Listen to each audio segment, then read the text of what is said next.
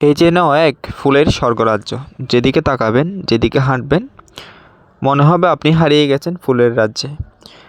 Chittagong ফজলুরহাটে DC পার্কে শুরু হয়েছে মাসব্যাপী ফুল উৎসব 2025। এই ফুল উৎসব 2025 সালের 4 জানুয়ারি থেকে 4 ফেব্রুয়ারি পর্যন্ত চলবে। চট্টগ্রাম শহর থেকে পর্যটন বাস চালু হয়েছে। তাছাড়া আপনি বাটিয়ারি থেকে একদম 10 টাকায় যেতে পারবেন বাইপাস সড়ক থেকে একদম হেঁটে 5-7 মিনিট লাগতে পারে, ওখানে হেঁটে যেতে পারবেন, বা 10 টাকা করে 20 টাকা রিক্সা করে যেতে পারবেন। টিকিট ফি নেবে 50 টাকা। এছাড়াও বুট ফির জন্য আলাদা খরচ, বিভিন্ন রাইডিং আছে, রাইডিংয়ের জন্য আলাদা খরচ। তবে কিছু কিছু রাইডিং ফ্রি।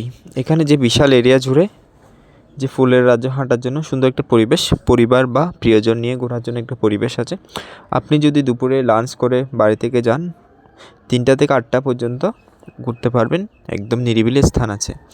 এছাড়াও এটা প্রতিদিন সকাল 9টার পর 10টা থেকে শুরু হয়ে রাত 9টা পর্যন্ত চলতে পারে।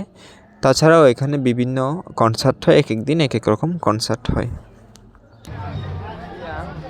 মূলত এত বিশাল এরিয়া জুড়ে 134 প্রজাতির ফুলের লক্ষ লক্ষ চারা আছে। এখানে ফুল ছাড়াই আপনি বসে ছবি তুলতে পারবেন, কিন্তু ফুল ছিঁড়া নিষেধ।